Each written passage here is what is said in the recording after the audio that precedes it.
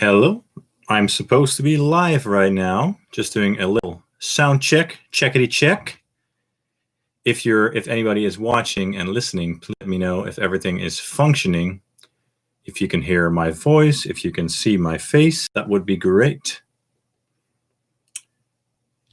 In the meantime, I've prepared some questions that people have asked me before. So if I do not get any questions from you guys, I will do my best to answer those. Let's see, is there anybody there? Are we live? Can I get a confirmation that we are live, folks? Let's see. I've got a new setup going on. I've got a Logitech camera, and I've got my proper microphone set up here. Hello, gotcha. Hi guys. Is this working? Are we live? Are we live globally? Hello from Seattle. We are live. Nice. Welcome, guys. Good to see you here. All right. So before we get to the nitty gritty, yeah, feel free to ask me anything, and I'm going to do my best to answer all of your questions. And until then, I'm just going to show you my guitar, a guitar that I'm holding here. Maybe that could be fun to do every Q&A, just show you guys one of my guitars. Guess what this is, guys? Guess what this is? I haven't used this in videos all that much, and I think I should because it's a really cool guitar. But do you guys recognize this? What kind of guitar is this? It should be kind of obvious, but make a guess. Mike Mushog. Yes, very good. This is a modded one, though. This one has been heavily modded by one of the previous owners. Normally, this thing is either in the silver burst finish or the brown something finish. Yeah, I do not have the original finish, obviously. I would love to have one of the silver burst models, but this one looks kind of cool. It's totally black. And they made this sort of bevel over here to make it more comfortable for your arm to rest on, because the normal one is flat across here. They replaced the bridge with some sort of, I don't know what it is, or some sort of hip shot, I guess. I'm not sure. Not sure. And they put a DiMarzio pickup in the bridge position. And it is a, let's see, a deactivator. And it sounds really awesome with low tunings. So that's really cool. And what else did they do? Yeah, I think that's the main stuff. So it's super black, super stealthy, and I think I should use it more because it's really cool. It's a bit lighter than my SC277s. Those are quite heavy. This one's quite light, and it sounds really nice. So I'm gonna need to use that more in videos. There you go, guys. Pretty awesome, huh? How is everyone doing? Are we all good? How's the new camera looking? I got myself a new Logitech webcam, and I got my Slate microphone plugged in, and I got my special light in the back for some ambiance. Before we go into any questions, because you have not given me any questions yet, I have a question for you guys. I've been thinking more about Kemper. I had a Kemper years ago, and that was before I got into the whole amp collecting stuff. And I really didn't get along with it. I mean, I bought a bunch of profiles, and all the tones that I got were sort of not really balanced. You know, some of them were really like too resonant on the low notes, on certain notes, and others were way too scratchy or way too dark or whatever. But now that I have this huge collection of amps, I thought it could be cool to have a Kemper, maybe. But I'm just wondering what you guys think, and if I got a Kemper, what do you think I should do with it? I mean, obviously I should profile some amps. But what should I do with the profile? Should I make comparison videos? Should I make tutorials on how to profile your amp with a load box setup? Or do you think I should sell my profiles? What do you guys think? I would love to know your thoughts, because it's something that I'm playing around with in my head. You know, I haven't been a huge fan of the Kemper these past couple of years because I had a sort of not a bad experience with it, but I just really didn't enjoy it back then. But now that I have all these amps, it could be really cool, and it could be very handy for making demos and stuff. You know, not having to plug in my amps and not having to, you know, lift a bunch of amps up to get to one of the bottom ones and break my back in the process. So yeah, let me know what you guys think. Should I get a Kemper? And what should I do with that Kemper? Let me know. Could be interesting. Let's see. Is there a question? If you could only, EJJS asks, if you could only play one amp and guitar for the rest of your life, what would you choose? Oh my God. Oh my God. Well, every time someone asks me a question like that, like, for example, what's your favorite amp? If you could have only one amp, which amp would you choose? I always say I don't have to choose. That's the whole reason why I have this big collection of guitars and amps.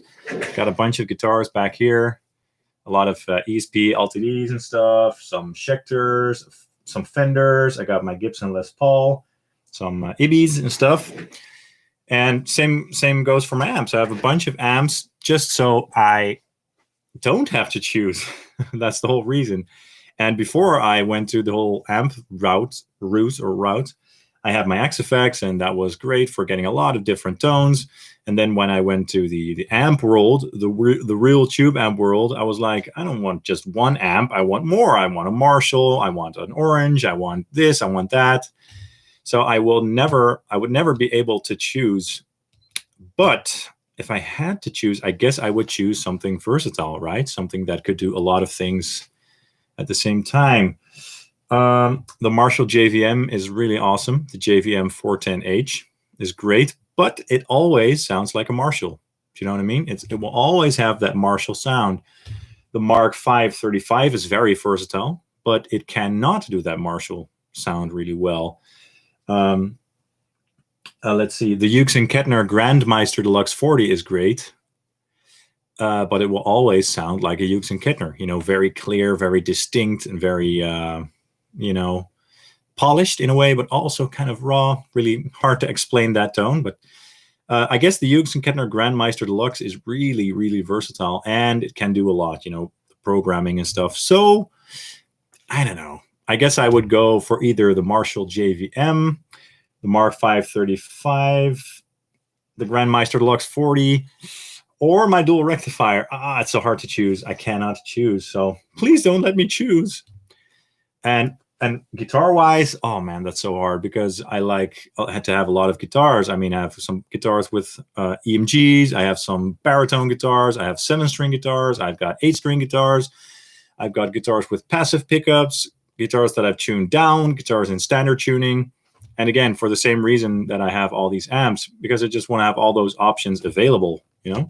So it would be very hard for me to choose. I guess if I had to choose one guitar, if I were forced to choose, maybe I would get a proper Gibson Les Paul custom. I used to have one back in the day, and I sold it, and it was a great guitar.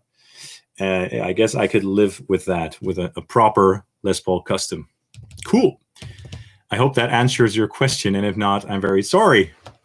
Let's see, the next question. Mike Franklin got a question. I used the exact Helix settings you showed the other day on your Boogie versus Helix vid.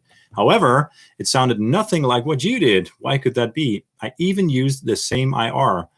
That's a great question, Mike. What guitar were you using? Because the guitar and the pickups, just that factor alone can have a huge impact on your tone.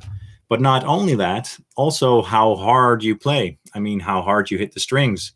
That's going to make a huge difference as well. The guitar that I used for that video was my Gibson Les Paul. I'll show you guys. I showed you this in the previous Q&A, but this is my Gibson. It's a 2015 Les Paul Classic. And a lot of people hate this model because of the Les Paul signature. I don't mind. I think it's cool. It has a little hologram on the back here of Mr. Les Paul. Anyway, this is a classic 57 pickup and it's a Super 57 pickup, which is a kind of hot-rodded classic 57, if I'm correct. And this is a classic 57. And these have a lot of articulation, cut, and presence. You know, they have a lot of clarity. And they have that traditional Les Paul type sound. So very, characteristic in that way. And these pickups and this guitar cuts very nicely through something like a rectifier. So if you're going to use another guitar, you know, something with active pickups or something with pickups that are perhaps a little bit more muddy sounding, then it's not going to sound the same. So I guess what you could do is place an equalizer block in front of your amp and then perhaps, you know, experiment with adding some treble, removing some bass if it's too muddy. Or if it's too tight sounding, maybe add some bass and remove some treble and, you know, make broad moves, use shelves and don't go notching and stuff, but make some broad moves and see if that makes a difference. And also experiment with how hard you pick and stuff. That should make a difference because, there's nothing magic about my preset. Everything that I did in that preset was in the video. So, let me know what guitar you use and what pickups. That would be useful. I'm going to put this guitar back right now, but it's cool, isn't it? It's a cool Les Paul. So this is a 2015 classic, and it sounds amazing. It sounds really good, guys. It's a really cool guitar. All right.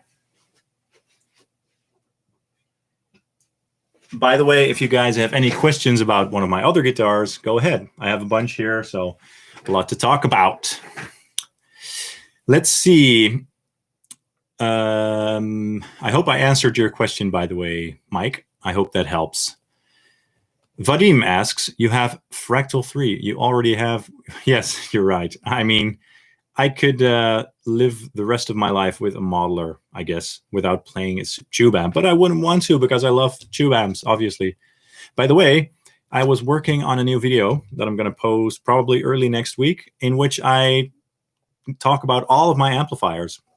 It's going to be 15 minutes long, so it's quite long.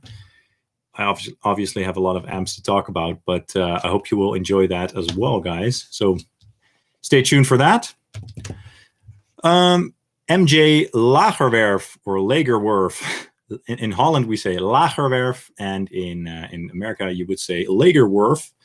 Have you ever played through an Engel Invader? If so, what did you think of it? I have never. I would love to, though. I'd love to play through one of those or a Savage because they're really, they're supposed to be really cool. I love my Fireball. I love my Fireball 25, and I love my Iron Ball. They're great, but I don't have any experience with other Engel amps aside from my old Powerball, which was a cool amplifier as well. Let's see.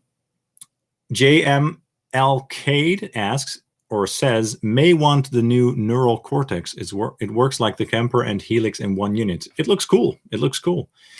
I'm not really into it for the main reason that I already have a Helix and I already have an Axe-Fx and I have so many plugins and I don't want to spend a lot of money on a modeler. But like I said earlier, before you guys tuned in probably, I'm thinking about getting a Kemper again. And if I decide to get a Kemper, what do you guys want me to do with it? Would you guys want me to make some videos with it? Would you guys want me to do comparisons? Or would you guys want me to make profiles in some form? That would be interesting. Let me know what you guys think. I'd love to know your thoughts. Okay, let's see. HB Studios, amp cab versus impulse. Same thing for me. They sound practically identical, if that's what your question is. So for me, with my personal setup, with my load box and everything, I would absolutely say impulse. I have a couple of cabs here, and they're cool. I mean, I love my cabs. Cabs are great. My neighbors don't love them, but I do. They sound cool. Cabs will always sound great, and they will always have their use. But I use impulse responses 99% of the time because it's just really convenient for me, and it's so easy to fine-tune the sound that you want to hear. So for me, impulse, definitely. It's a new world, a brave new world. Bonjour from France, I assume. Pierre. I'm a huge fan of your work. You inspire me to make YouTube content about amps and pedals and guitars. Thanks a lot. I hope you're going to get more success. Well, thank you so much, Pierre. That's really nice of you. Pierre from France, welcome. Mike Franklin, ESP Eclipse. All right, interesting. Yeah, that's referring back to the question about the preset, the rectifier preset. It needs an ESP Eclipse, I assume, with EMGs, probably, right, Mike? Let me know, because if they were EMGs, they sound different, and you're probably going to have to add a little bit of bite to make it sound close. Let's see, what other questions do we have? Albert asks, hi, please tell, is still live your SoundCloud? Not really. I haven't been there for a long time, but you can check out some old demos of mine on there, but I never ever upload stuff there anymore. YouTube is my only or my main outlet at this time. Thanks for the question. MJ Lagerwerf, sorry for pronouncing your name in the American way, or should I say Lagerwerf? Maybe you should look into the synergy stuff. That will open up some sound options. The synergy stuff. Yeah, someone in the previous Q&A mentioned the synergy stuff, and it looks really cool. A couple of buddies of mine have a couple of modules. They have like the Soldano and the Fender Bassman, and I don't know, I'm not sure which other ones they have. The Friedman, probably, not sure. I'd love to try that stuff. Yeah, it seems really cool. Seems really great. Especially for someone who wants to play through tube amps, but wants to have a bunch of different options in one. Like it's basically like a tube amp version of a modeler, if that makes sense. You get to choose your own preamps and put them in one amp. It's a really cool concept, and I would love to try it. Yeah, I'm sure. No plans on buying any synergy amps or amps for that matter at this time, but who knows? Yes. Greetings from Chile. Hi. Thoughts on the Mesa Mark 525? I don't have one, no. I have the 35. It's not on screen right now, but it's back there in my pile of amps. The 25 is quite similar to the 35. The 25-watt version only has 2 EL84s in the power section, and the 35-watt version has 4. So the 35-watt version is a bit bigger. I think the knobs are a bit bigger too. And the 35-watt version has these master volume boost controls, so you can boost the level for solos and stuff. And I think that the transformers inside of the head shell are also a bit bigger. So it probably just sounds a bit more chunky and big. But the 25 is supposed to be similar. And I love the Mark 535. It's a great amp. When I just got it, it was a little bit hard for me to dial in. And, there are many factors that interact with each other. For instance, when you turn down the bass control, the guitar tone gets much tighter. It really affects the character of the distortion. And when you increase your treble, you increase your gain. And then you have the whole the graphical equalizer part about it, which you can also tweak. So it's a tweaker's amp, but it can sound really, really nice. My immediate thoughts were, okay, I want to check out the 2C plus mode, which is on there because Metallica and Dream Theater and all that stuff. And that mode was slightly disappointing. I got it to sound great, but it wasn't thick and fat enough in the low end. But then I got more into using the extreme mode, which is actually based on certain settings on the Mark IV, if I'm correct, not entirely sure. And yeah, that sounds much, much bigger. So for high gain stuff, for metal and heavy stuff, definitely check out the extreme mode on that amp. The Mark II C Plus mode may sound great, but it may not sound exactly how you would expect it to sound from listening to bands like, Dream Theater and Metallica and stuff. But I think that the Mark V 25 is a great amp. I haven't played the 25 myself, but I assume it will sound very similar than to the 35, but just with less headroom. So for playing at home or in the studio, it should be great, because I also love my mini rectifier. That's also just 25 watts, 2 EL84s. So I expect it to be great. Let's see. What about build and sound quality of Gibson Les Paul versus the LTD EC1000? Could be interesting. You know what's funny about that is that my Les Paul and my LTDs feel and sound very different. So it's like two completely different guitars, actually, which is funny because they look very similar, of course. So maybe that's a cool idea. Yeah, who knows? Niels Rietveld, are you Dutch? Yes, I am Dutch. Yes. Let's see. I'm just going to continue with the questions here. Let's see. I'm not sure how to pronounce your name. Maciek Bankowski. I hope I pronounced that correctly. Which of the OwnHammer IRs do you consider the best when it comes to rock distorted guitars? Which of them has the most clarity? Great question. Great question. Well, I mean, there are a lot of OwnHammer packs that I like for hard rock and metal, obviously. I mean, it kind of depends on which style and which sort of amp I'm going for. If I'm going for a very martially tone, like in a more vintage vein, I would usually go for the MRBW, either in the MMMC pack, the M25 GNR pack, if you've heard of that one. It's a really cool pack with a lot of options. Or the MRBW from the Revolution series. Those are great, for example. But if I were going for a Mesa Boogie sound, like a rectifier tone or something like that, I would probably go for a 4x12 Rect or Trad IR. A lot of IRs from the Heavy Hitters Collection 1 are quite forward and in your face sounding.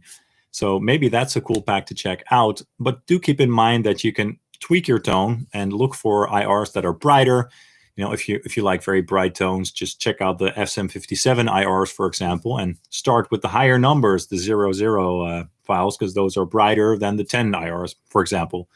So you can really get flexible with those IRs and dial it in to make them sound exactly like how you want them to sound. So, but the Heavy Hitters Collection Volume 1 is a great place to start for hard rock and metal and for clarity, I guess. Yeah, seems like a solid choice. Let's see. Let's see, more questions. All right, thanks for all the questions, guys, and welcome. And in case you weren't here at the beginning, I was talking about maybe getting a Kemper. I'm playing with the thought of getting a Kemper again because it seems like a lot of fun now that I have all these amps. And my question to you guys would be, what should I do with the Kemper? Should I make videos with it? Should I compare it to the real amp and maybe compare it to something like the Helix or the XFX? Or should I just make profiles and sell them? Let me know what you guys think. All right. Let's see. Rabi Nabulsi asks, what do you think of a Soldano SLO30? Man, those amps seem amazing.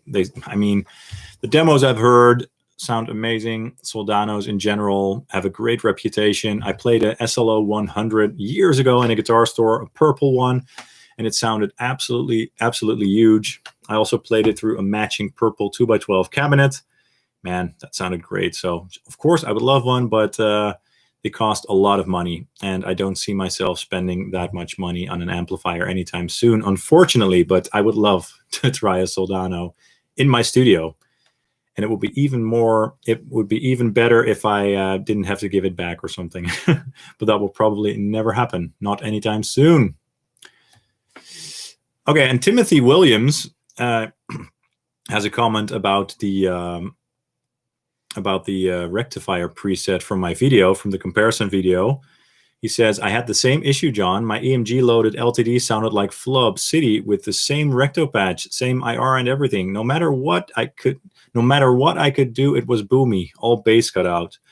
Okay, so you guys are using EMG pickups, and those are nice. I love my EMG pickups, but they do sound quite different than passive pickups, and very different than the passive pickups in my Les Paul, because my Les Paul has a lot of mid-range cut, a lot of power in the mid-range, a lot of clarity. A lot of clarity. And EMGs don't have a lot of clarity. I should do a video on EMGs versus passive pickups or something, because it could be interesting to demonstrate the differences. But yeah, it's going to sound more muddy for sure, and especially if you're going down more for example, go to drop C or B or whatever. So what you got to do is load up an equalizer before the amp, boost some treble, and cut out some low mids and lows and see what happens. That's what I would do, basically. And of course, don't be afraid to tweak the amp settings. You know, lower the bass a bit and raise the treble a bit and experiment with that. And also maybe even try another IR. I mean, it will sound a bit different for everybody.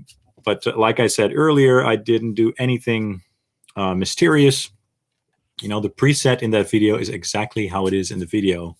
No post-processing. So I'm not sure. Try some EQ and let me know if that helps. More. Oh, Mike Delos, thank you for the super chat. I really appreciate that. All right, let's continue with the questions. Let's see. Ever tried a Frameless Dragon? Wouter asks. Hey, Wouter, what's up? Ever tried a Frameless Dragon? No, I haven't. They seem really nice, but I did read some horror stories with quality control and stuff. Sometimes they pop up in the used market.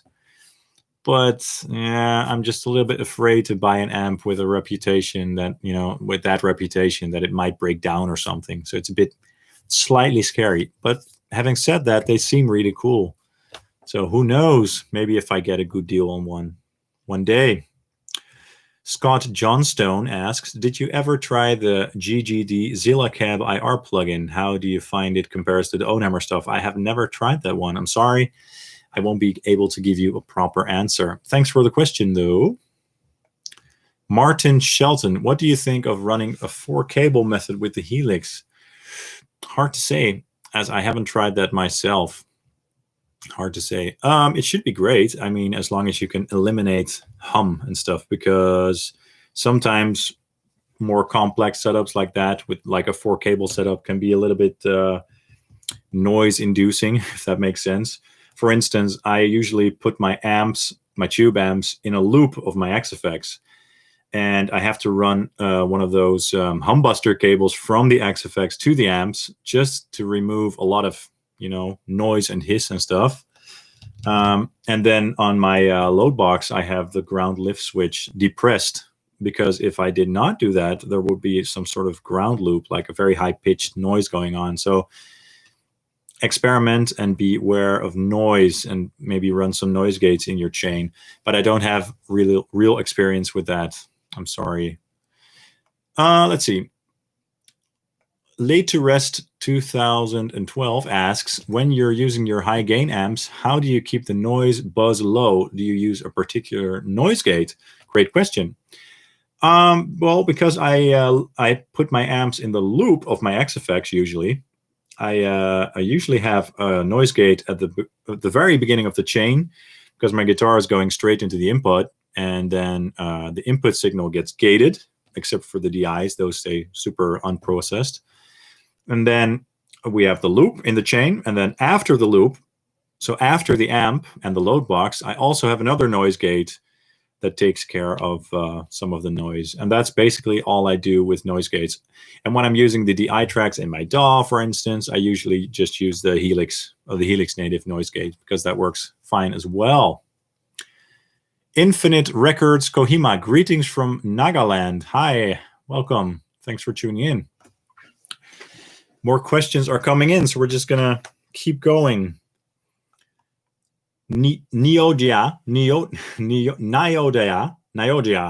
Hi, I'm currently really looking into buying a Chapman BS standard signature guitar. Ever tried one? No, I haven't. They look really cool. They look awesome. Especially the baritone ones look really cool. I would be playing it through my Orange Rocker 15. Awesome. Great amp. That's a great amp you got there. Awesome. Hard to say. I haven't played one, but they seem cool. They have a pretty good reputation, right? So yeah, go for it, man. All right, let's go. Let's continue. Rui Buika, I'm sorry, I'm pronouncing your names wrong as usual. Sorry about that. Can you make a video on Helix Native for crystal clean delay sound? I would travel around the world and give you a hug. That's very nice. You mean like some sort of ambient delay sound? Oh, it could be cool to make a video about a very ambient and clean, crystal clear delay sound. Could be cool. Thanks for the suggestion. Yeah. Okay, next question. Fernando, I have a doubt about guitar recordings. What is the difference between using an IR in Helix Native and using IRs on a DAW after the native? No big difference. It's just a matter of convenience. Sometimes I like to use the IRs in Helix Native itself because I have like 120 IRs loaded up there that all sound great. Sometimes it's just very easy to quickly dial that in. And if I use stereo effects like a stereo delay or a stereo reverb after the IR, I want it to be stereo, of course. And if you're using an IR loader after Helix Native, usually they are mono. So then you're going to have to put another instance of Helix Native after that to get that stereo effect for the effect. So that's also why placing the IRs in Helix Native is convenient. And they sound great in Native. So, you know. Osric Burzum, are you getting onto the Neural DSP Quad Cortex hype train? Love your videos. Keep up the good work. Thanks for the question and thanks for the comment. I don't know.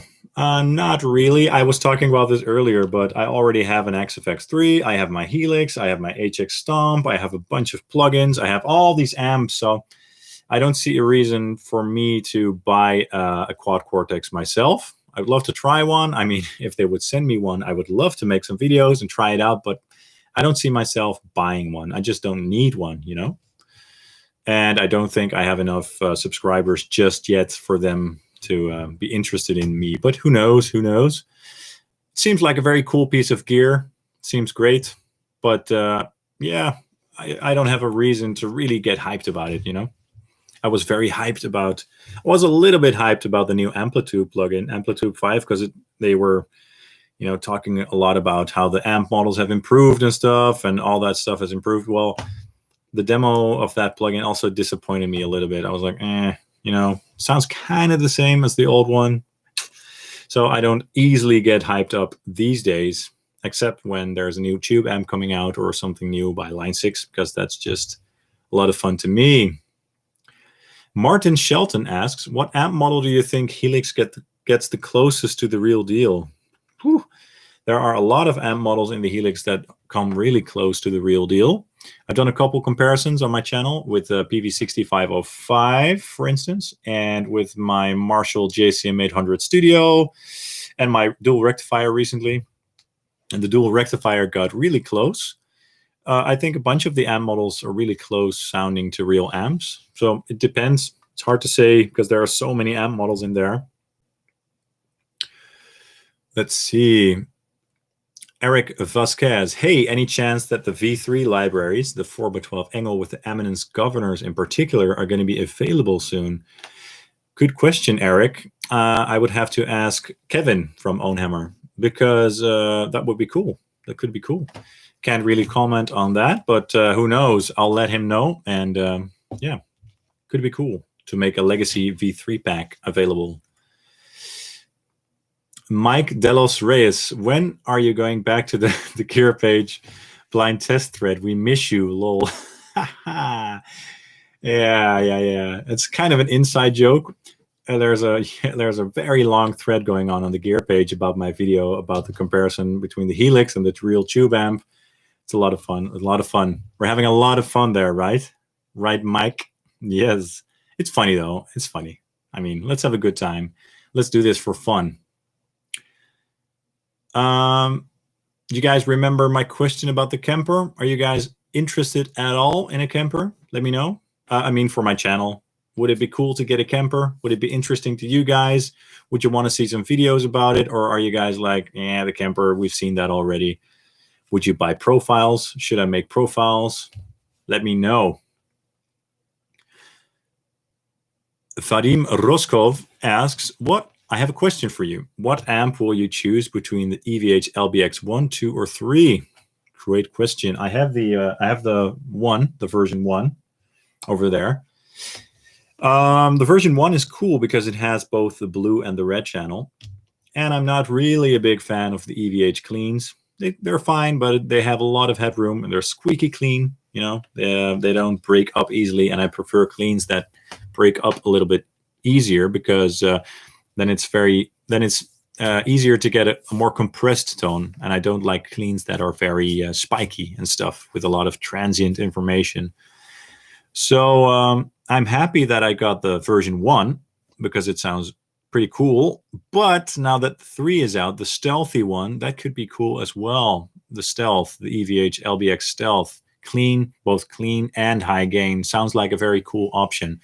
I would love to try one of those. So if I were to choose right now, I would definitely want to check out the stealth.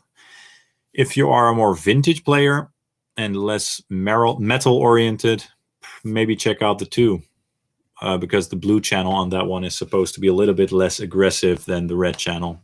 Could be cool. Duke Silver asks, any chances for adding the Rev G20 or to the 33 amp comparison? Good question. Well, I can't add anything because that video is done. It took me so much time and so much effort. So that series is basically done. But if I ever get the chance to try a Rev G20 on the channel, of course I would do some videos on it. Of course I would. I would love to. Let's see, more questions. Comparisons and profiles, Eric. Thanks for the suggestion. It could be fun. The only problem is that Kempers cost money, so something that I have to figure out. Next question, Sven Jeska. Hey, Jan. Love your videos. Great idea to do a live stream. Question, what Lunchbox amp has the best power amp section in your opinion? I'm looking for a small amp to pair with my Grindstein preamp. Interesting. Well, Sven, so I guess you're looking for a clean pedal platform amp, if I'm interpreting that question correctly. Hard to say. Well, one of the amps that worked really well as a pedal platform was the orange Rocker 15 Terror. The natural channel sounds great, but keep in mind, it's a 15-watt amp, so it doesn't have tons of headroom. If you want more headroom, look at something with more wattage, with a higher wattage rating. Let's see, maybe the PRS MT15. That's a cool pedal platform. What else do we have? Yeah, it really depends on the wattage and stuff. It really depends on that. So it's a little bit hard to answer. But for a great clean channel is the Rocker 15, the orange Rocker 15, the clean channel, the natural channel is great for pedals. I did a video on the Rocker 15 Terror with a bunch of pedals as well on my channel. And I think if you'll check out that video, you'll hear that those pedals, the drive preamp pedals sound great into the natural channel. Glenn Hayden says, sell the profiles for the Kemper. That would be cool. Yes, thanks for the suggestion. Infinite Records Kohima, would you do any amps giveaway video in the future? Do you think that I have too many amps? You think that I should give them away? I don't know. I mean, it depends on if a company is interested in sort of supplying me with an amp to give away. So who knows? Who knows? Could be cool. Could be cool. I think that's something for bigger channels. I mean, giving away an amp, that's quite something. So maybe a little amp, maybe, you know, maybe some company would want to cooperate on that to do some giveaway for a small like MIDI head or something. Could be cool. Let's see. MJ Lagerwerf. When you try to match an IR with an amp, what are you listening for? Well, that question is a little bit incorrect because I never match an IR with an amp, if that makes sense. I always use IRs, but if I match a modeler to an amplifier, maybe that's what you want to know. Then I usually put one track with the real amp tracked with an IR on top, and then under there I would put the modeler track, and I'll tweak them to sound similar, and then I'll edit them so that there's like 2 bars of the real amp and then 2 bars of the modeler and so forth. And then I play that and loop that so that it keeps on going between the real amp and the modeler, the Helix Native in this case is what I'm talking about. And then I just keep on tweaking until they sound similar. That's how I do that. Timothy says, appreciate the answer, although I hadn't tried doing the EQ first. Yeah, EQ in front of an amp or amp model is a very powerful tool, a very powerful way to, to shape the signal going into the amp. It's a great way to make stuff sound tighter and more punchy, more aggressive. So definitely try that out. What you could also try is something like a mod to your EMGs to give them more voltage, or try other EMGs. And the cool thing about the EMGs is that you can swap them out very easily. For instance, let me show you this. This guitar right here, this full thickness LTD EC1000T. This one came with the standard black EMG 81 and EMG 60 pickups, I think. And then I changed them out for the, let's see, the 57 and 66. And all I had to do was take it out, remove the little wire, click the wire back in, and voila. It's a cool guitar. It looks much better with the golden EMGs. So maybe try another set, like the EMG X's or something. They will give you a bit more headroom. All right. All right. Let's continue. Let's see. Gleb asks, is there any post-processing in your HX Stomp demo? No. I can't get that tone even with the exact guitar, ESP LTD Elite Eclipse. No, I never really add EQ or something like that to my guitars. Yeah, so I already answered this question earlier. Try experimenting with EQ before the amp to sort of enhance the sound of the guitar going into the amp.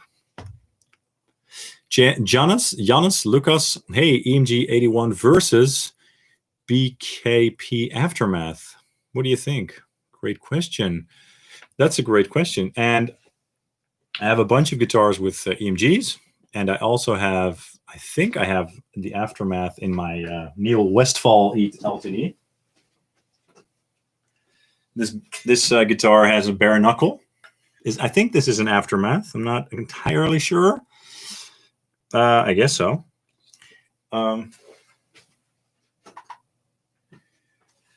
Well, EMGs are kind of mid-focused, so they work really well, into a lot of amps for metal and stuff. They sound kind of compact, so you don't have to do a lot of tweaking and processing to get it to sound right. An EMG tends to sound pretty good by default. The Aftermath, if that is the one in my guitar, because that's the only bare knuckle pickup that I have experience with, sounds really ballsy and clear. It does not have like the same bite as a Seymour Duncan pickup. So for instance, like a JB for example, but it has a very clear and thick tone, very nasty sort of, very clear. You can hear that guitar in my in a recent video that I did. I forgot which video, but I'm going to do more videos with that Neil Westfall model soon with the bare knuckle. It sounds very clear and thick. And the EMG 81 is a bit more compressed and a little bit more mid-focused. So different tastes. Let's see. Wouter, thanks for the answer. Framus Dragon sounds great. I have one, never had trouble with it, and no, I'm not selling it. Good for you. EL34 tubes, recorded with it, toured with it, just saying. Great, good to know, Wouter. Thanks. Okay, I'll keep that in mind. Thanks for letting me know. Luis Matos.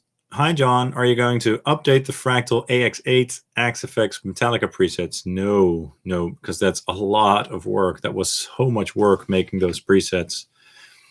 So no, I'm sorry. Not anytime soon. Sonic Room asks, hi, John. One question regarding reamping through your Fractal X-Load, the X-Load. I reamp tracks, everything is fine, but sometimes the tone is overly saturated and grainy. That's strange. I have never tried a torpedo load device, so I don't have any experience with those, so I can't really comment on those. The X-Load by Fractal is great. It's a really reliable, solid piece of gear. It sounds great every time. But I don't know. That sounds strange. overly saturated and grainy. It sounds as if gain or distortion is added or something. That's not supposed to happen, I guess. Check your levels. Make sure that you're not overloading anything in your signal chain. And what really is important for me with my load box, if you can see it here, the DI level knob on my load box is like over 3/4 of the way up. Because if you turn this down, and I assume that this is the same for every load box, but if you turn this down, it gets a lot more muddy and dark. So in order to have it sound clear and transparent, you have to crank this knob up quite a bit. So maybe that's something to check out with your torpedo. But sorry that I can't completely answer your question because I don't have a lot of experience or any at all with the 2-note stuff. Let's see. More questions. Thanks for all the questions, guys, and for the comments. I appreciate it. Let's continue and have fun.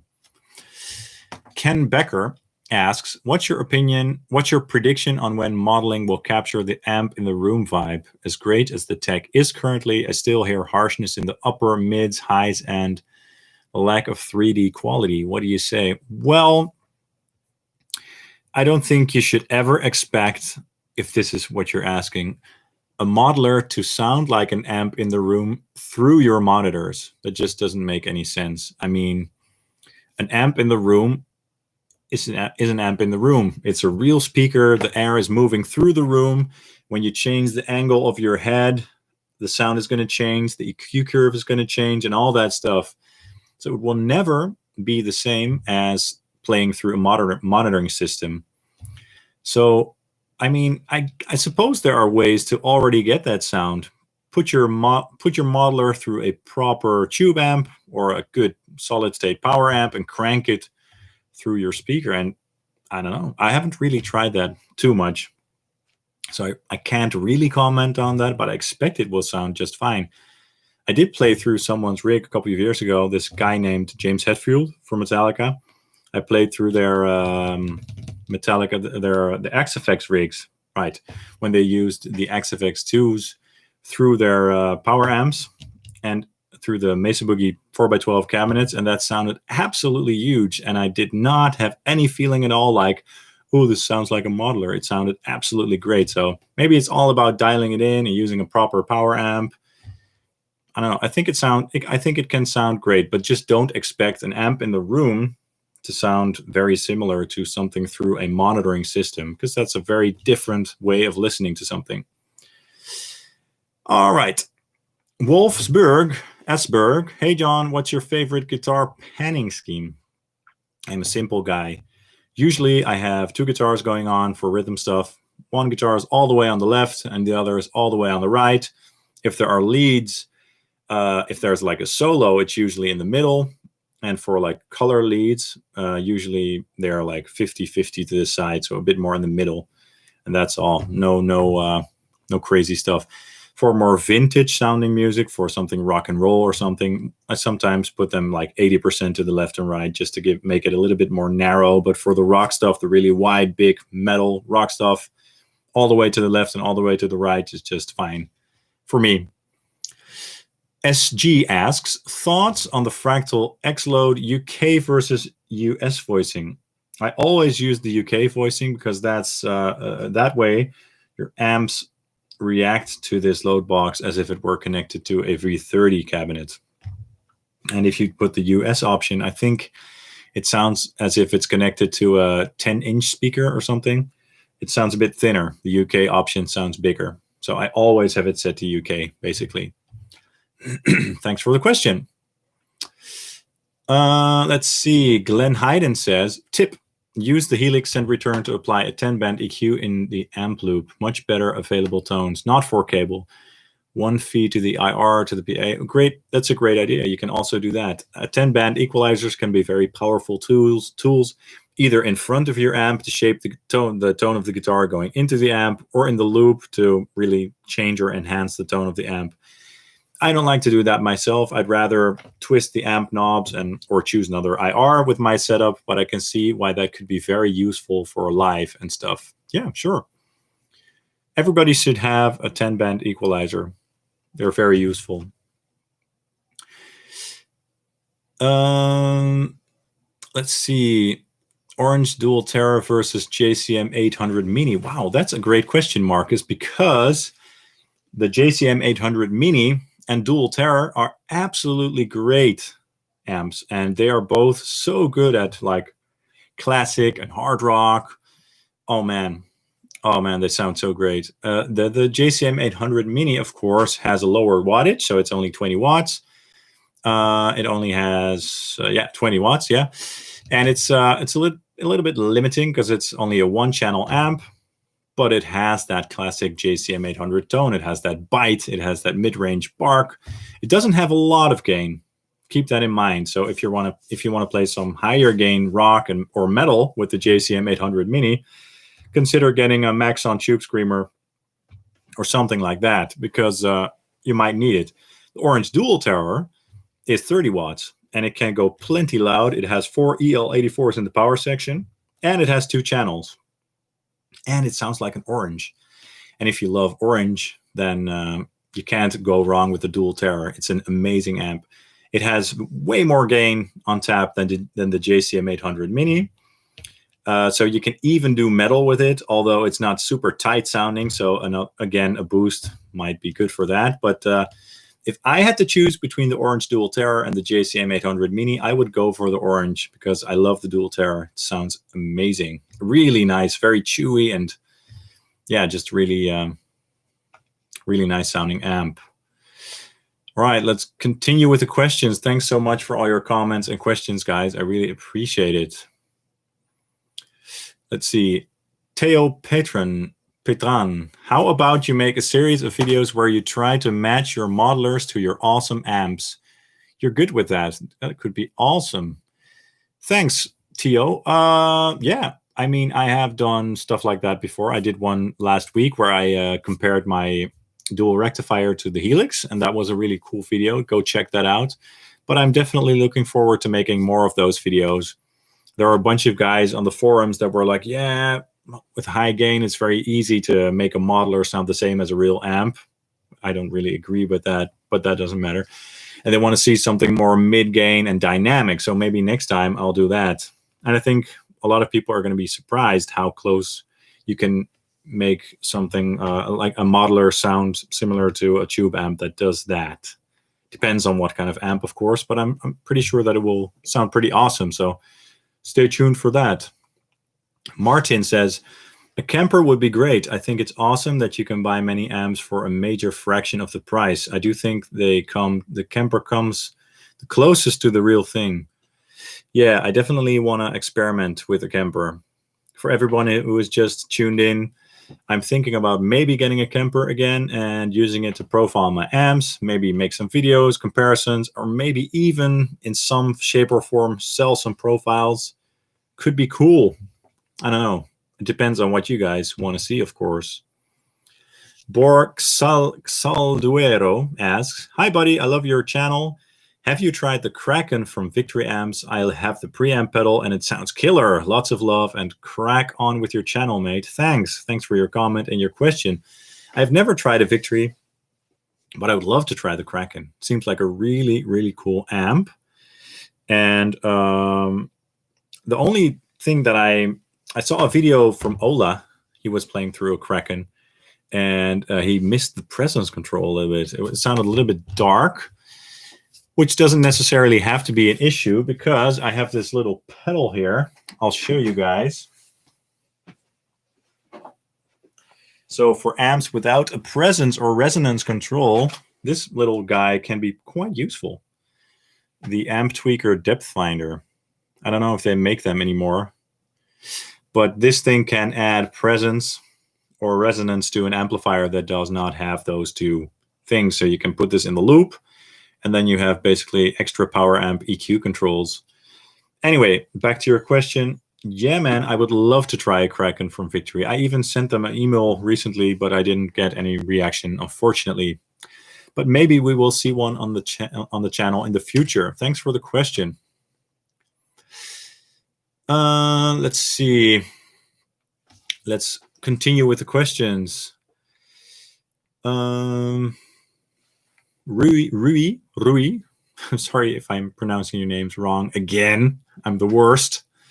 For me, there is no need for a Kemper, but I will watch you playing with it. I would get presets from you on the Helix Native for sure. Okay. So it could be entertaining even if I did not sell any profiles. That's good to know. Thanks for the suggestion. Plenty of questions. Thanks so much, guys. Thanks for tuning in. Thanks for joining me here and having a chat. Let's see. Let's see. Ray Amukwaya asks, I know you use impulses a lot. Yes, I do. I use them a lot. And it's been mentioned a lot, but do you think it's more important to look at cab impulses compared to amp sims or invest more into amp sims, bedroom guitars? Both are important, of course. I mean, if you, let's say you're a Marshall fan.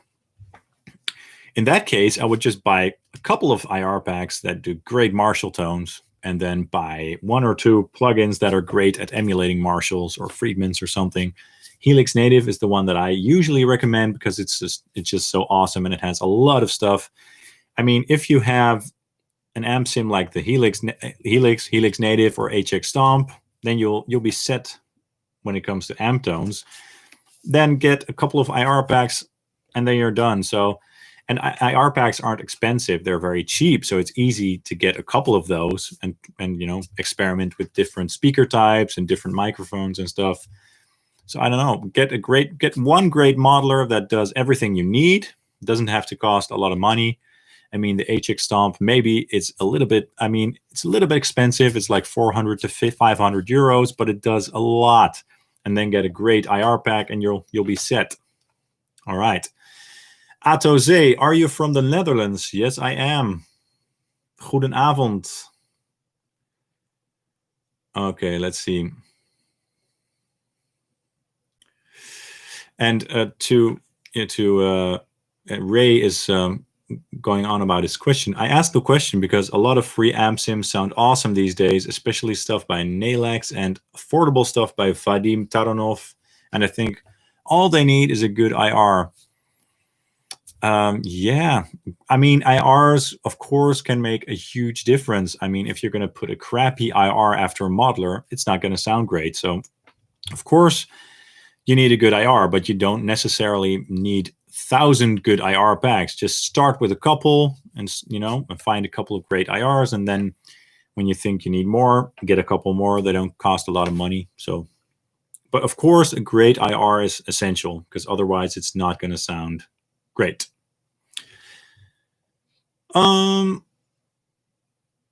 Let's see. And Alchemy Audio says, I think MJ Lagerwerf is asking, how do you choose which IR to use with an amp sim? What characteristics are you looking for? Aha, great question. Well, it's not an easy question to answer because it depends on what sort of amp I am using. For example, if I'm using an orange amp, then I want an IR that really complements that amp well. If I'm using a Marshall amplifier, say a very bright Marshall amplifier like the JCM 800 Studio, then I want to use an IR that complements that amplifier well. So I guess the characteristics that I'm looking for depends on the amplifier. If I'm playing a very vintage rock riff, for example, I would use a more vintage sounding cabinet, something that sounds a bit old.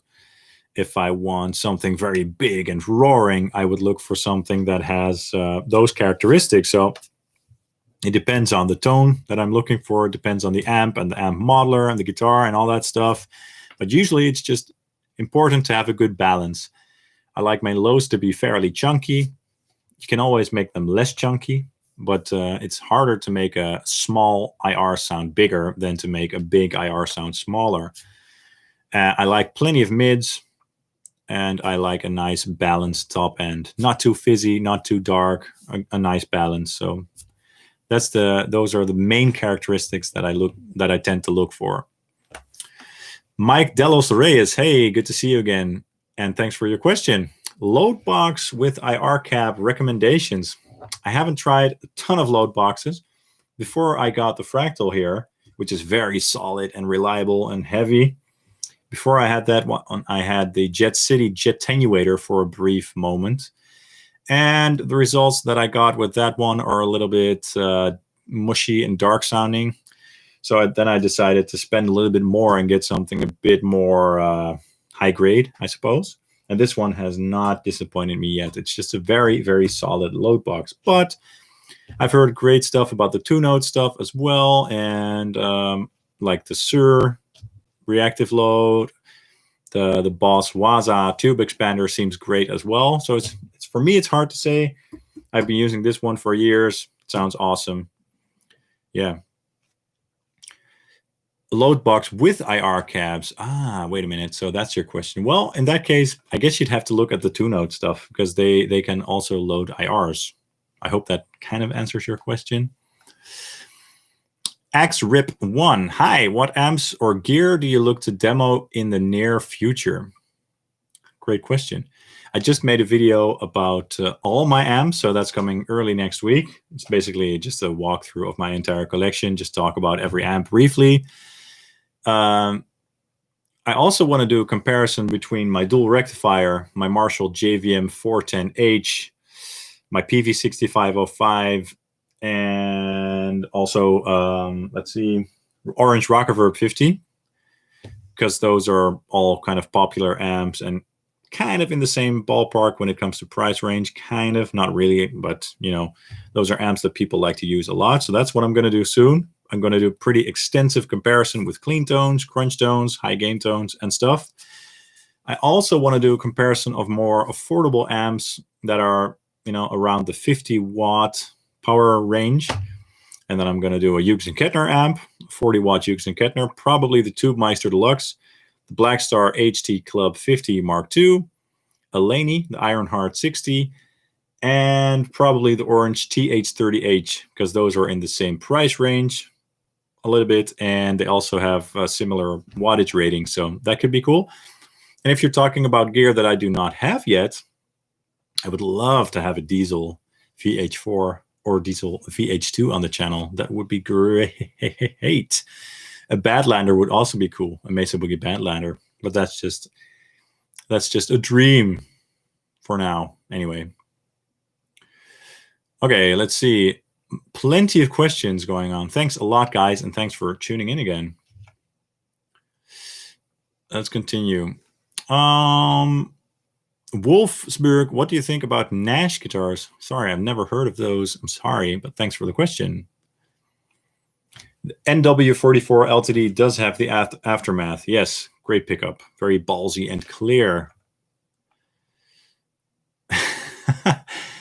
Oh, that's funny. Oh, wow. SG, $15 super chat. Thank you so much. I really appreciate that. Thank you so much. I'm going to answer your question right now. Great channel. I highly recommend that you do a comparison video with different load boxes, Captor versus X-Load. Thank you for the high quality content. That is not a bad idea, actually. And I've kind of thought about that, to be honest. That would be great. Yeah. I would have to look for options that are kind of affordable, because if I had to buy like a load box only for a couple of videos, it's kind of hard to get that investment back, if that makes sense. But it would be great, and it would also be great to have more sort of flavors when it comes to load boxes, because all the load boxes have their own sort of sonic signature, as far as I've understood. So that could be cool indeed. Thanks for the suggestion. I'll need to keep that in mind and think about it.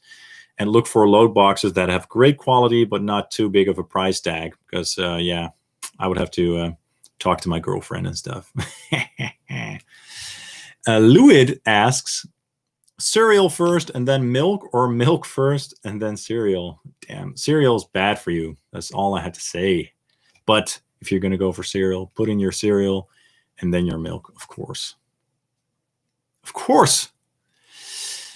Dorgalius Maximus, love that name. Thanks for the question. Hi, John. Do you have any experience with the Mesa Boogie Triple Crown? Really enjoying your content. I don't have any experience with the Triple Crown. No. I'd love to try one. I would love to try one. They're interesting amps. I guess they sit somewhere in between the Rectifier and the Mark series. Not sure. Yeah, I don't know. I would love to try one, but I don't have any experience with. Dan, thank you for the super chat. Thank you so much. I really appreciate that. Really nice. That's really kind of you. Thanks, guys. I really appreciate it. Let's see. More questions. So many questions to answer. Thanks again, guys. Emperator86. Emprater 86. Which OwnHammer IR would you recommend for getting piano Petrucci clean tones using the HX Stomp, and what amp model is the best in your opinion? Great question. You mean like very clean, bell-like clean tones, probably, right? Well, I already touched on this before in the video, but I usually like my clean tones a little bit dirty. I'm not a huge fan of very clean tones usually. So for my clean tones, one of the amp models that I recently really got into was the ones that they're based on the Lone Star, the Texas Star, I believe the Cali, Texas or something. Not entirely sure what the amp model is called, but I really like that one. But maybe it's a little bit too gritty, but you could try that one and turning down the gain. I know the Petrucci liked to use Lone Star for cleans years ago, so that could be a great option. I believe on the second amp model of that amp, there's this switch where you can, I forgot how it's called, but put it to bold or something to make it sound a bit more mid-focused, as if there's some sort of tube screamer up front. Experiment with that as well and turn down the gain. And then for a Petrucci like clean tone, usually a 4x12 traditional Mesa Boogie IR will do just fine. For clean tones, I think the IR is just a little bit less important than with a high gain tone. So I hope that helps. Thanks for the question. Alchemy Audio says, I found the 2-note stuff adds a strange high end to the ear. Yeah, it could be. I don't know. I'd love to try one, as the other kind fellow just mentioned, that I should probably try more different load boxes and compare them, which is a great suggestion, by the way. Yeah, we'll see. Maybe I'll try one in the future. If I get one of the 2 notes reactive load thingies, which one should I get? I'm not sure. Louis asks, serious question. Can we expect the new Mesa Badlander anytime soon? Love your stuff, mate. Thank you. I hope so. I haven't ordered one. I don't have enough budget for one right now. They're not cheap. And I already have a dual rectifier and a mini rectifier, and I love those amps, so I don't really see a lot of reasons for me to get a Badlander right now. But if Mesa would send me one for a discount or for the demo or whatever, I would love to try one, but who knows? I haven't heard anything from them. I did send them a message, but they didn't get back to me. But that's not really surprising because I don't have 200,000 subscribers just yet. But who knows? Thanks for the question. Ashray Shiva. Hey, John. Just letting you know, really appreciate these live things. Oh, also, are you going to release your music anytime soon? You have so much great material. Thank you so much for your comments. For now, my YouTube channel is my only outlet for my music. So I'm not really looking to release any music on other platforms right now. So if you want to hear my music, the only way to listen to recent music is on my channel. But thanks for the question. Thank you. Sietske de Krieger. Goedenavond. Goedenavond. That's Dutch, by the way. Goedenavond. Let's see. Brian Lang or Brian Lange. Not sure. Sorry if I missed this. Would you consider making more metal tones on the Helix Native and only use the Helix rather than augmenting it with additional software coloring units? I usually don't use any post-processing on my Helix Native tones. So maybe on some of my older videos, but I've done a lot of videos on metal tones with Helix and Helix Native. You can check those on my channel. I'll probably do more in the future. Don't worry about it. But yeah, I don't usually do a lot of post-processing. Matthijs de Groot, groeten uit Nijmegen. Groeten. Sietske, nog best veel Nederland. Yeah, there's a lot of Dutch guys here, guys. Welcome, guys. Welkom. Goedenavond. Germano Mosconi, what are your opinions on the Bogner Helios. I'm not sure. I'm not really aware of that amp, to be honest. Is that the smaller Bogner? I don't know. I'd love to try any Bogner on my channel, to be honest. Bogners are awesome. I'd love to try one. I would also love to try an Ubershell or an Ecstasy. Great amps. Brian asks, do you sell your metal Helix tones? I would love to purchase them in a heartbeat. Love the channel. Keep up the great work. Thanks, Brian. I don't sell any presets as of right now. Who knows for the future? Who knows? Martin, thanks for the live streams and answering questions. Love your stuff. Thanks, man. Thanks, Martin. And you guys, all of you, thanks for tuning in. I hope you're having fun. Thanks for your questions. I really appreciate your questions and comments. Let's see. Alchemy Audio asks, do you use reference mixes when you're mixing your tracks? If you do, what songs do you use? Great question. I'm not one of those guys who does that with every mix always, but sometimes I do use reference tracks, and I often go back to White Pony from Deftones. I also like to check out stuff from Load and Reload by Metallica, because those are just albums that I really love. And the guitars on those albums are huge, but there still is a lot of space in those mixes. So I like to check those mixes. And also some Nickelback stuff, because I think those mixes are great as well. Thanks for the question. No specific songs. No, not really. Dupree guitar. Did you ever try that Michael Schenker Marshall, the JCM 800 2205, or is it too old school for you? Cheers and thanks for your content. Great question. I never tried any Marshall JCM 800 other than my Mini in recent years, that is. So I don't have any idea about that Marshall, to be honest. Sorry. Tauronval, ciao from Italy. Amazing channel. Thank you. What's your opinion on the new Neural Quad? Haha, let's see. Is the Fractal still the king? I answered a question similar to this earlier. I don't know. I haven't tried the Neural DSP Quad Cortex. I would like to try one, but I don't have any plans on purchasing one, so it's hard to say. The Fractal is great, of course. So is the Helix. There's a lot of great stuff out there these days. Emperator86. What is the best OwnHammer IR for clean tones using the HX Stomp? Again, depends on what kind of amps you like to use, what kind of guitars you like to use. What I often like for clean tones is just a regular old 4x12 or 2x12, because they sound nice and solid and they have a broad frequency range. But if you're into more vintage tones, you know, maybe something like a Fender IR or a Vox would work better for you. So it kind of depends on your style. Let's see. David Durden, what's your favorite amp sim? Helix Native, definitely. That's my favorite. Luis Matos, what amp you want to be included in the XFX3 and Helix? There are already so many great amps in there. It could be great. It would be awesome to have an orange rocker verb in the Helix. That would be cool. That would be cool.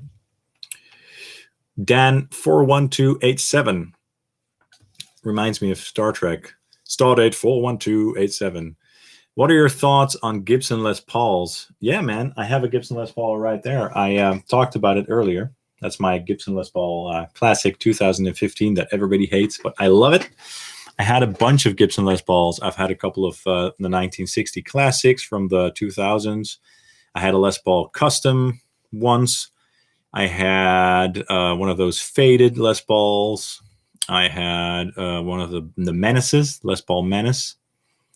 I love Les Pauls. I love Les Pauls. Great guitars. Very solid, very punchy and huge sounding. Yeah, man. Love Les Pauls. Thanks for the question. Sven asks, what angle Lunchbox amp do you like best for tight, high-gain sounds? Iron Ball or Fireball 25? Great question. Both of those amps are great for tight metal. They really both are. I haven't compared them directly yet, but I will. So stay tuned for that. If you wanna use it at home and for recording and stuff, the Iron Ball is just fine. The Fireball is great too, but I have spent a bit less time with that as of now. So it's hard to give a great answer for that. Both are really nice. I think probably the Engelbart Fireball 25 probably has a bit more headroom because of the 606 power section. So it depends on what you want to use it for. So and Cat Zen Music. So how do you know or decide if the fuzziness comes from the amp or the IR? How do you decide? Those kinds of things, I don't really have a specific thought process. I mean, if I'm dialing in the amp and if it sounds a little bit bright, first I will turn down the presence on the treble. And if that doesn't work in the way that I want it to, then I'll probably try another IR or vice versa. I don't have any specific rules for that, but thanks for the question. Let's see. Got a bunch more questions here. Thanks a lot, guys. Thanks for tuning in, and thanks for the questions and comments. I really appreciate it. By the way, I appreciate all your comments. Also, you know, with my non-live videos, I really enjoy talking to you guys. So this is fun. Giuliano Sorano. Hi, what do you think about the MT15 in a live contest? Like context, this is probably what you mean. I haven't tried it live myself, but I've heard from a bunch of guys that it does really well live. It's a pretty loud amp for 15 watts. Supposedly it's not 15 watts. It's supposed to be a bit more than 15 watts actually. And I heard that if you exchange the transformer for a bigger one, that you can even get it up to about 50 watts. So it should be loud enough for small gigs at least. Let's see, Dutch 2G. Can you flip your comparison chain? Take one amp model and compare different IRs. How do you find the right IR? So many choices. Great idea. Thanks for the suggestion. Okay, let's see. What is your all-time favorite guitar tone? Impossible to answer. There are so many great guitar tones. So many great tones come to mind. Oh man, impossible to answer. Well, let's do a couple. Deftones White Pony, great guitar tone. Metallica Garage Inc., Load, Reload, great guitar tones, that era. Dream Theater, Black Clouds and Silver Lining, that's a great guitar tone. Those are a couple that come to mind. Let's see. SG says, I had the two at the same time, and X-Load sounds way better, especially with dual rectifier. The two notes? Do you mean the two notes, SG? Alchemy Audio. Hey, John. Also curious what kind of pickups are in the Les Paul Classic you used for your Mesa Helix video? Great question. I already answered that before, but that's a Les Paul Classic from 2015. And it has the Super 57 pickup in the bridge position, really nice and clear and powerful pickup, and the Classic 57 in the neck. So those are the pickups that are in the Mesa versus Helix video. Richie Atlantic Wind asks, what do you think about the Diesel VHX? Seems like a very interesting amplifier. I mean, I said this before in the live stream, but I would love to try a Diesel VH4 or VH2. Would love to have one in the studio. VHX, I think that's like a VH4, but with a bunch of digital features like the IR loading and the Kemper profiling security preventer or something. I'm not sure about that. I think when you profile your amp with that amplifier, it gets stored or something, and then the police come knocking at your door 15 minutes later. Anyway, it seems like an amazing amp, but it's very expensive, I think. I'm not sure, but I would love to try a VH4. Would love to try a VH4. Aha. Okay. Great question. X-Take Rux Official. Sorry if I didn't pronounce that correctly. What do you think of amp sims versus real amps with loaded IRs? Great question. Well, amps have their own sound. Modelers have their own sound, but you can tweak them to sound very, very close. So yeah, there will always be a small difference. Does that difference matter? I don't know. It's a very personal thing. I think both sound great, and you can make them sound very similar. But yeah, I use both, and I use both for various reasons and various situations. So it's hard to give you a very complete answer. But yeah, these days, digital modelers can come very close to a real amp with IRs. I love that. As you guys know, I love to run my amps through my load box with impulse responses. It's just a great way of using tube amps these days, especially when you're living in a house with other people, with neighbors and stuff. This is a real lifesaver. And you can, with IRs, you can tweak the sound of your real amps so much, so you can really make it sound exactly like how you want it. So that's also a very cool benefit of using IRs. Spider Nilsson, any tips for mixing bass and blending it with the guitar sound nicely? Great question. Thanks for the question. Well, obviously, you need a guitar tone that leaves a little room. So, be careful with the low end. Make sure that you cut some low end out of your guitar tone so that the low end of the bass guitar has room to breathe. And what also really helps is to give the bass guitar mid-range and enough attack in the mid-range for the clacky clack clack clack, that stuff. Make sure that that is there so that the bass can cut through the guitars, that you really hear the attack. That's why I like to use a pick on my bass stuff for rock and metal, because it makes the bass guitar a bit more defined. It makes the pick attack cut through nicely. So if you have a nice and bright bass guitar tone, that really helps to make the guitar stand out more in the mix. So solid low end and a nice mid-range clackety clack sound, if that makes sense. Let's see, more questions. So many questions. Thanks, guys. Thanks for tuning in, and thanks for your questions. More clean tones. Okay, I need to do more clean tones on the channel. Okay. Let's see. Great question. Orion, outside of modelers and Mesa amps, which tube amp sounds closer to a Boogie Mark series high gain channel? That's a good question. And I think you asked that question last time, and I didn't get to answer it. Well, the Mesa Mark series amps have a very unique and distinct tone that is really hard for other amps to replicate. Yeah, that's a really hard one. None of my amps sound like a Mesa Mark. The only amp that sounds like a Mesa Mark that I have is this Mesa Mark 535. It's probably, you can't see it, but some of my other amps are tight as well. For instance, the EVH 5153 50 watt is very tight, but it's a bit more filthy. It's a bit more, the low end is bigger, and whereas the Mark is very tight and direct sounding. The Angle stuff is pretty tight as well, but it's more aggressive. It has more hair and bite. So there is nothing basically that sounds exactly like a Mesa Mark high gain channel, for as far as I know. So yeah. Thanks for your comments, guys. I really appreciate it. Silas says, you are my favorite YouTube. Oh, thank you. That's really awesome.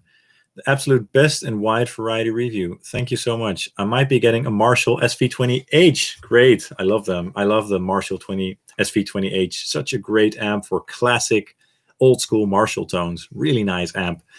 Beware though, because it's super loud. And in order to make it sound good, you're going to have to crank the volume knobs to get it to break up. Because if you don't do that, it's going to be very bright and loud. So make sure that you either wear earplugs and do it in a room where nobody is disturbed by you, some sort of isolated room, or through a load box. But it's a really, really nice amplifier. Not the best for high gain tone. No. Okay.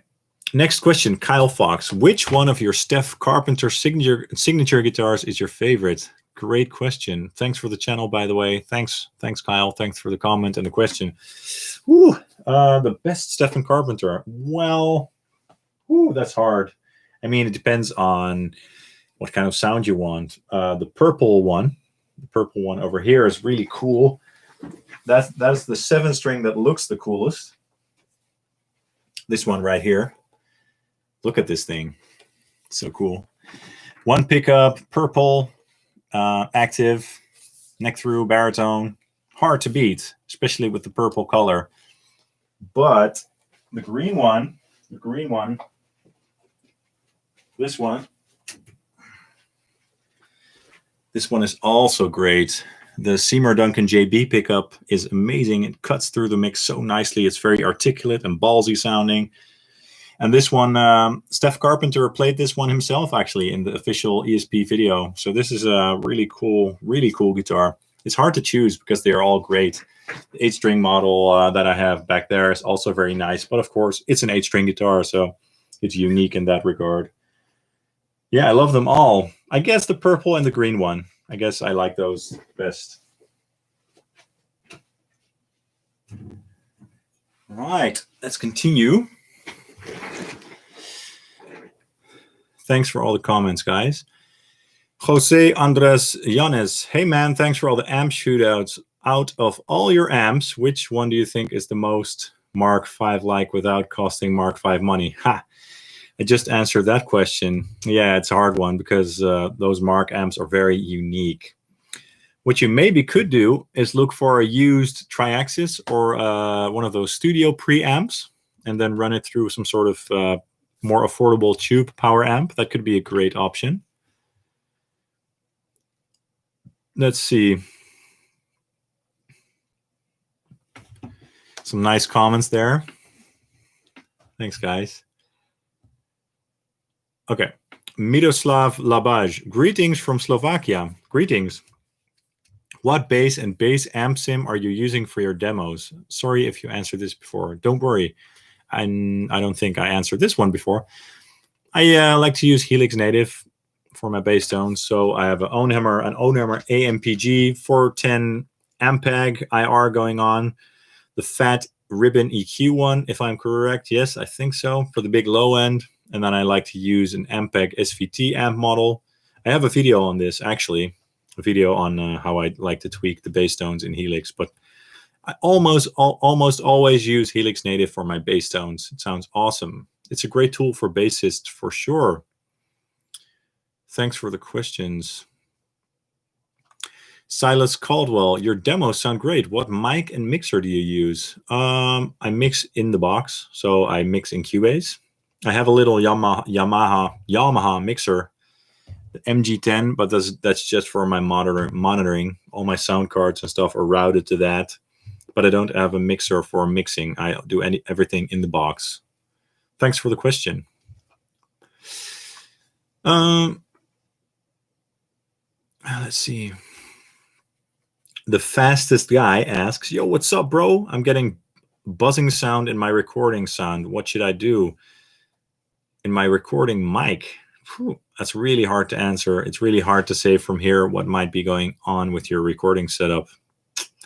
Maybe record a little sound clip and post it on a forum, you know, to see if people can help you there. It's really hard for me to say what's going on. Hi from Russia, Super Solo Star. Hi, thanks for tuning in. Let's do a couple more questions before we call it a night. So if you have any questions, drop them now. Hey, man, Jose, I'm getting a little bit of option paralysis with IRs. Do you have any suggestions to avoid this? Because I feel getting the tone is taking important playing time. Thanks again for the channel. Yes, of course. Well, let's just assume that you're using OwnHammer IRs. In that case, I would just stick with quick start folders and the summary folders. Those are basically selections of very well balanced IRs. And yeah, I mean, once you use a couple packs, you'll find mixes that you will like to use more. For instance, with the older OwnHammer packs, I like to use the OH1 mixes from the quick start folders. Usually they are the OH1-05 mixes. And I found that I really very often like those IRs. So when I then try another cabinet or another speaker option, I go straight to those mixes. So I always know that those sound great. And with the newer Revolution stuff, I like to use the Forward 3 mixes, for example. So find a mix first that works for you, or a single mic. And then when you go to another cabinet or speaker option, try that same mix and stick to that. If it sounds good, that will probably work well for you. It doesn't have to be hard at all. But thanks for the question. Let's see. Dan41287. I'm curious, John, why does Pod Farm and Pod X3 XT sound different from each other if the pod units have Pod Farm built into them? I don't know. I'm sorry. I used to use X3 Live for certain types of gigs back in the day, and I enjoyed it. Maybe the Pod X3 doesn't have enough processing power when you compare it to a computer. I don't know. That could be the thing. Matthew for MC Kiever. Have you ever accidentally blew a guitar cab speaker? No, I haven't. No. These days, I don't risk doing that because I really often use my load box, and then there's no blowing up speakers. That's not happening around here. Let's see. What's your top? Hendrix6 asks, what's your top 3 favorite amp models in the Helix? Love the channel, by the way. Thanks. There's probably more than 3, but I guess for metal, the Bedonk is hard to beat. It's just a great sounding amp model, very tight and huge, and a nice defined mid-range. For classic rock, mid-gain stuff, the Placator Dirty, great amp model, sounds very nice. For clean tones, the Cali Texas amp models, great. So probably those 3. The new diesel or benzene amp models are also great. Thanks for the question. Let's see. Bohr asks, what IR would you use to tighten up the distortion of the PRS MT15? I really struggle to find a nice one for my recordings. Long live Sonic Drive Studio. Thanks, mate. Well, how tight something sounds, you can sort of alter that with an IR, but first I would make sure that your guitar and your amp and maybe a pedal by itself sounds tight enough, and then choose an IR. Yeah, so if you want to make your MT15 sound a little bit more tight, perhaps try a pre-equalizer or a boost channel in front of it, and then choose a nice IR, because that will make the amp sound tighter. The response of the amp will get tighter. The IR is always after the fact, so it won't really alter the character of the distortion, if that makes sense. Thanks for the question. Brian asks, Les Pauls have a great meaty tone, but I have such a hard time keeping them in tune. Do you have the same problem? Not really. Also, do you have wrap tape around all of your guitar's headstock to dampen the strings? Usually, yes, I use that, because if you play this fast staccato metal stuff, like often, if I don't put tape on the strings past the nut, you'll hear the ringing noise of the strings, like the resonance, ching, ching, ching, ching, you know what I mean? So that's why I put tape on the strings past the nut almost always, or sometimes some foam rubber under the strings. Make sure you have a proper nut on your Les Paul, and there's also some sort of string guard. I forgot the name, but there's this thing that you can put on your Les Paul on the headstock that makes the strings go through the nut straight in a straight line instead of going through the nut and then having an angle. String guard, I'm not sure what it's called, but it's a great little thing that you can put on the headstock of your Les Paul. So maybe check that out. I know back in the day that I used to put like the pencil stuff in the nut slots to make it a bit more smooth. Don't know if that really helped, but that's something you can try.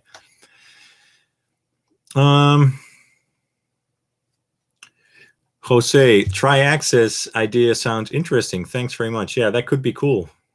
I've been composing again thanks to watching your channel. Thank you.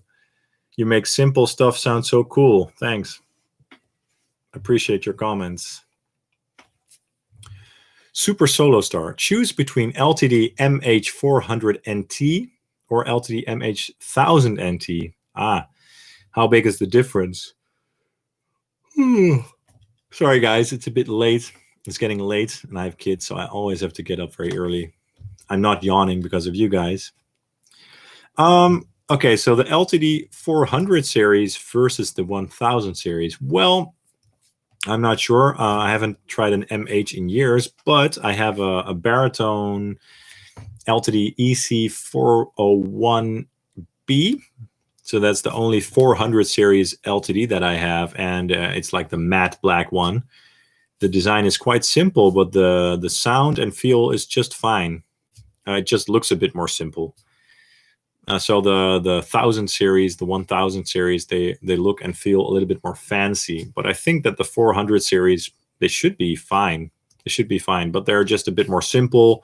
The finish is more simple, and they look a bit more basic.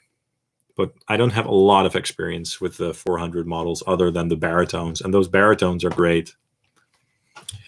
Gabriel Morera asks, "Hi John, what are your thoughts on top-down mixing? Do you usually mix with a clipper limiter on the master bus?" Yes, top-down mixing is great.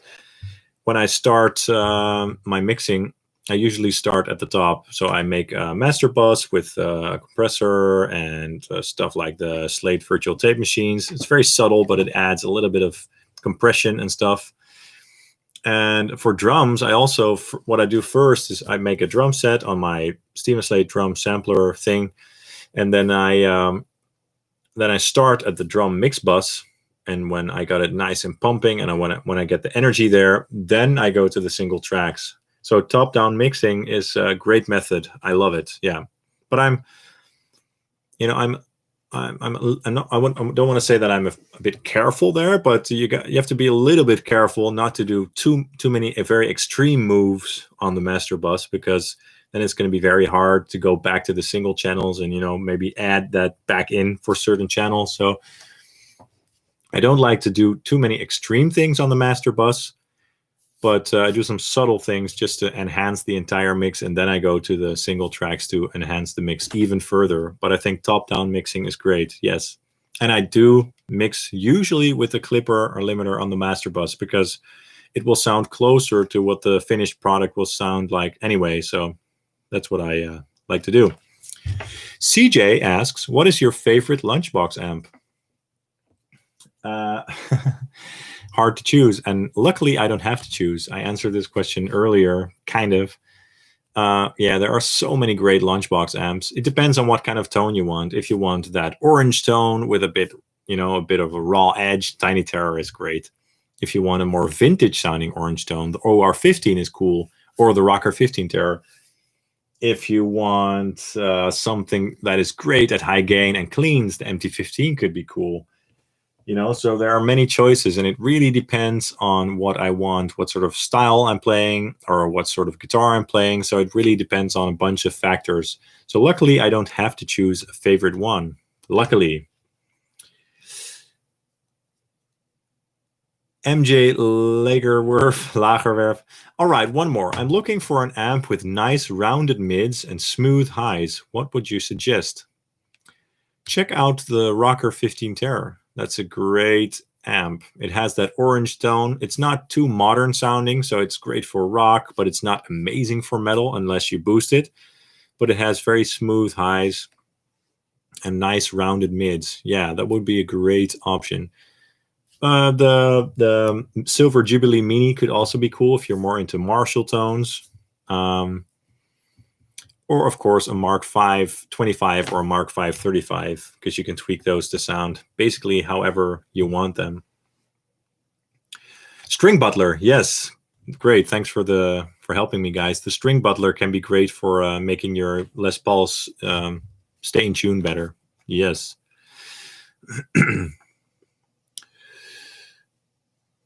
Let's see.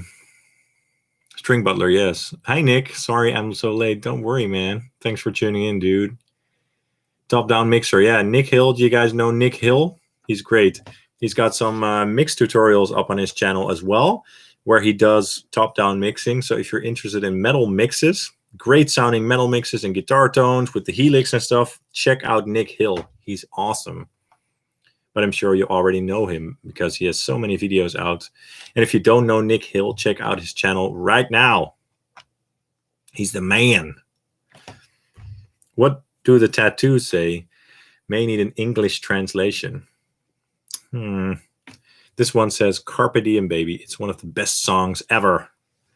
Whiskey Lima says, Amplitude 5 is out now. Yes, I tried it, and I wasn't really super impressed, unfortunately. And the price tag is very high as well. So there aren't a lot of questions coming in anymore. And yeah, so if there are any questions, ask them now before the chat ends, and otherwise you can ask them the next time. And before we end the stream, I have a cool video coming up about my amplifier collection where I just talk about all of my amps. It's going to be 50 minutes long or so, so it's not a short video, but stay tuned for that. And I'm sure you guys are already aware, but I made this video a couple weeks ago. It's a 6.5 hour long video where I demo all my amplifiers with clean, crunch, high gain, solo, and metal, boosted metal tones, both in a full mix context or isolated. If you haven't seen that video, definitely check it out. It also has time codes in the description, so you can skip between all the amplifiers and stuff. Just check that out if you haven't seen it. So yeah, let's see. What didn't you like about Amplitude 5? Yeah, it just sounded a bit similar to Amplitude 4. I mean, I tried the Dual Terror, for example, and it just didn't sound the same as my Orange amps. So every time I try it, or usually when I try it, I find that it just doesn't sound good enough. I'm sorry. Nick Hill, any fun OwnHammer stuff coming up? Always, but it's nothing that I can really talk about. I'm sorry. Yeah, man. Is it similar to previous versions? Yeah, it's quite similar. Yeah, I haven't tried the new cabinet stuff, but the amp models are quite similar. Yes. Yeah.